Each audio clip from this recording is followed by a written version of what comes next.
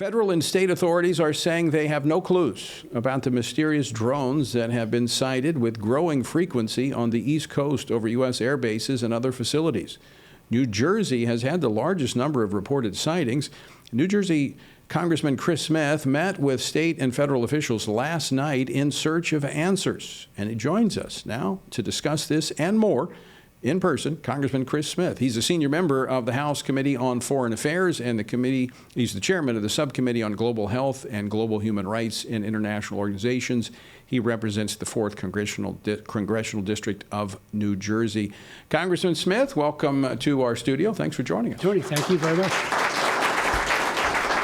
This has gotten a lot of news, and in fact, you were going to be with us last night, but your sheriff called. One of your sheriffs called you, and there's a lot of concern. So you went out last night drone hunting. Yeah. Is that kind of like snipe hunting? Did you find anything? Well, I talked to many people who have, including the Coast Guard, one of the officers, top people.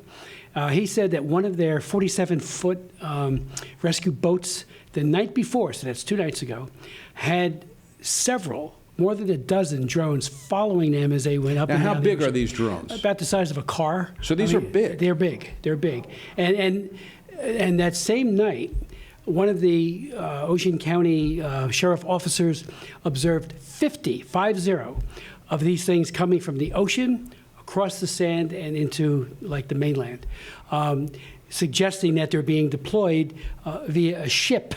And I can't believe we had a meeting, a Zoom meeting with our governor in Mayorkas several days ago, and the governor's saying there's nothing to worry about. We have questions. Which, how do you know that? Well, that's my question. Himself, it was like he was clueless. So I've asked the Department of Defense. I talked to our Joint Base commander at the Joint Base, which is a huge, by 3 different services and more, because there are many tenants there. But our Army, Navy, and Air Force. About their capability, because they if a drone goes on within their defense perimeter, they will bring it down or they'll identify it. And he says, we got the capability. I said, well, we need it. But they haven't used it. They haven't used it. So I've asked, and I was at a hearing earlier today, asking the FBI, why aren't you asking the Department of Defense, which has this ability, because the FBI's budget for drones is $500,000, which is, nothing versus the challenge, but the DOD does have that capability. So I'm asking them to, with their own people, they don't want to share with anybody, well, that's fine. Go and bring some of these things down and find out who they are. And I think we probably will be shocked when we learn China. So just to be clear, the news reports, this has been growing in frequency. Yes. And these are not just like somebody's, you buy off Amazon one of these drones. These are the size of cars, some of them the size of SUVs. Huge. And they're over military installations. They're over electrical power facilities. And the FBI and other reports that I've seen said that the federal government has no idea what these are. But they tell us we don't have to be concerned. It's absurd. How is that? That's what I said. How do you know that? You should say, we hope we don't have concerns, but we better investigate and do it quickly. Is this like the Chinese balloon that went all the way across the country? And this may be much worse, because there are so many of them. They've been deployed. They come they'll be there tonight somewhere in large numbers. One of the mayors in Toms River, he got reports of like 5 or 6 of them showing up in Toms River, which is in my district. But the ones coming across from the ocean, that's really the $64 question. I even asked Mayorkas on that Zoom, why can't we follow them and figure out what their origination is? Don't we have that capability? Do we not know if there's a ship out there that they're coming from? This is the Coast Guard should be going, or the military, find out if that's what their home base is. And you could run these things out of Beijing or out of Moscow or wherever you want to do it. But obviously, it's just foolish. We just recognized the anniversary of Pearl Harbor. Yeah. Where, in fact, just down the street here at the National Archives, a few years ago, I went into the vault where members can go to see uncirculated documents, and one of those was the plotting chart of the radar station. And you know where that was made? In my district, Camp Evans. About an hour before the Zeros bombed the Missouri and all the other, ships, Battleship Row and all the rest, we saw it on the radar screen and translated or sent that into headquarters. And they didn't do anything? They didn't do anything about it. So we had advance warning. Back then, it was made by district. So this seems to be a very serious threat. It could be yet another probe by the Chinese or some other force to see what our response is, just like our failed response with the balloon. I still can't believe the balloon situation. I mean, really. Back in 1998, I wrote the Embassy Security Act. And when we were hit by Al-Qaeda in Dar es Salaam and in Nairobi, I'll never forget, at my hearings, because I held oversight hearings, we had Admiral Crow, who was chairman of the Joint Chiefs of Staff. He spoke and he said, nobody thought they would ever hit there. It was like a soft target. I said, you got to have some imagination to say these are very evil people, and they'll find a soft target and they'll take it out. And now we're dealing with something with, which I find amazing. They're going to infrastructure, critical infrastructure, hovering over there, doing what? And so the military is restricted from taking any action. They claim that, but they got to defend the homeland, don't they? It's not just homeland security. Well, I hope they're not going to wait for a call from the White House if hostile forces come over to do something. I know. This is proactive, find out who they are, ascertain it, and then take deliberate action. If it means shooting a few of them down, they can bring them down. They have the capability. Right. Well, if they were flying over South Louisiana, we got some folks out there that can take them down too.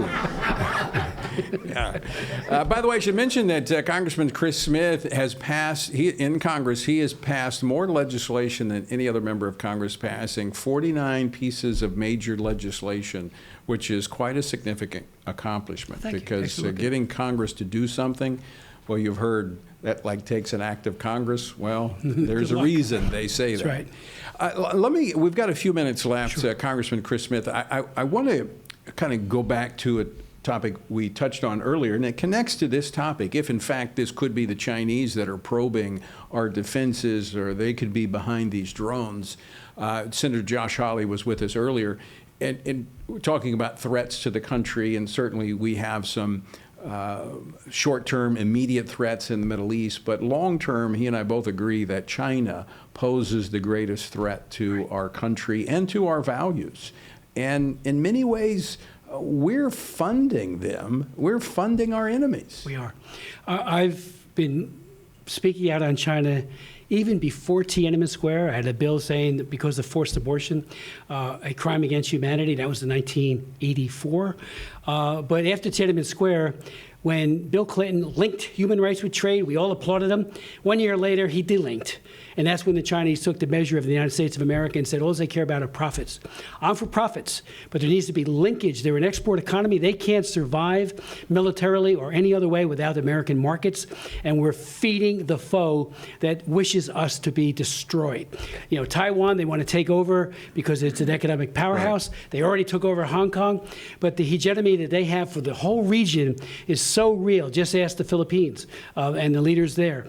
But they have global ambitions. Xi Jinping is a dictator who fashions himself as Mao Zedong. I chair the China Commission.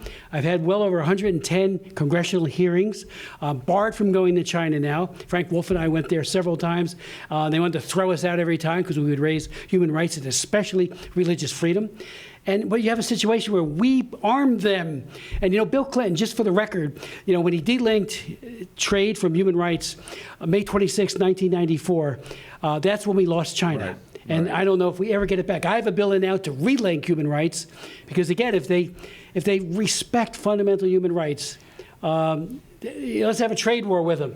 I made this comment. I made this comment with Senator Hawley, and I say this from my observation, previously chairing the U.S. Commission on International Religious Freedom. As I watched from a distance when that happened in 1994, that was just prior to me getting into the political arena. When we separated human rights from economic activity and trade, it did more to change America than it did China. That's true. In that we now have devalued human rights, really the rule of law, and we have elevated profit at almost any cost. Oh, great point. We're admonished in the scriptures, do not be conformed to this world.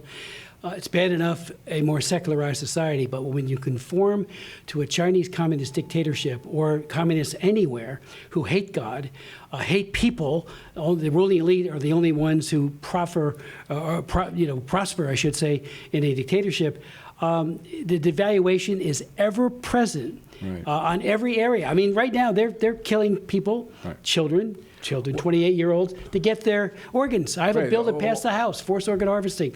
This is a real thing. This has been documented. The UK did extensive hearings into this. It was rumored, but they have documented the fact that there is organ harvesting, literally killing people for their organs and selling them on the international market. It's become a tourist activity to come to China to get a heart, to get a liver, to get a organ that they're taking from oftentimes religious or political prisoners. That's exactly what they do. And I even had one of the doctors that did them, and he said one of his victims wasn't even properly anesthetized. And they usually take 2 to 3 organs per person.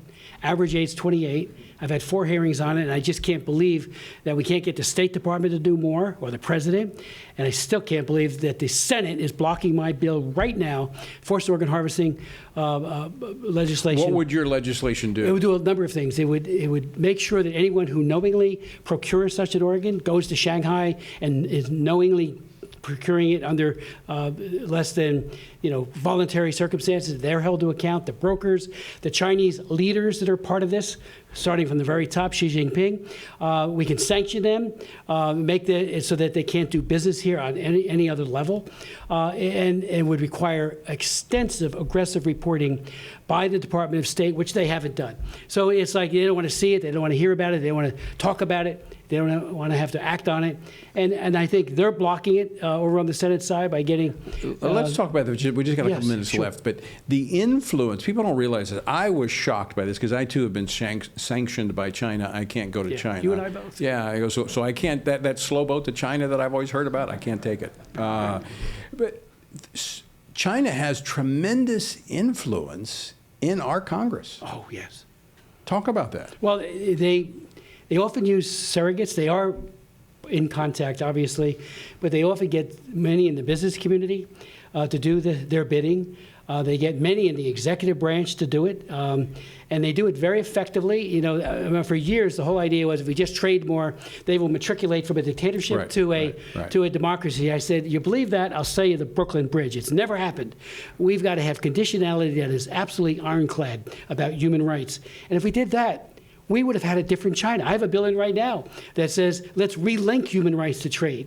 And it hasn't passed yet, but I'm going to push very hard for it next year. Look what Bill Clinton did when he brought in Che Haitian. Here's the guy that was the operational commander for Tiananmen Square for the murders that took place there. He goes to the Army War College and says, nobody died at Tiananmen Square. I couldn't believe it. There he is, being feted by Clinton, 19-gun salute. Everybody's marching in front of the White House with him and this now the head of their DOD equivalent. He's a murderer. He should be at The Hague for crimes against humanity. So I had people who bore witness to the fact that many people died, including somebody from the People's Daily who tried to report on it, went to prison himself. But it just shows the art of the big lie. Right. And so many people here are willing to buy into it. Just about 30 seconds left. But and the law firms up here, the K Street types, they are so effective at killing things at the committee level. They get a lot of money. Tons of money. A lot of money. Unlimited. But what does this do to those that are yearning for freedom, that are looking to America? It discourages them. They don't think we're a friend. They often don't get the information except through Radio Free Asia and other kind of surrogate broadcasting, but it doesn't get through to them in many cases because they get nothing but propaganda. Nobody, Google, I had a famous hearing in 2006 with Google, Microsoft, Cisco, and Yahoo. They're totally misrepresenting Tiananmen Square and everything else. Well, they've erased that from their history books. It's right out there. And you go to do a Google search in Beijing. I did it. You can't find it. Chris Smith, thanks for joining us today. Thank you so much, Tony. Thanks for fighting. Thank you for your leadership. Well, thank you. Thanks for fighting for faith, family, and freedom.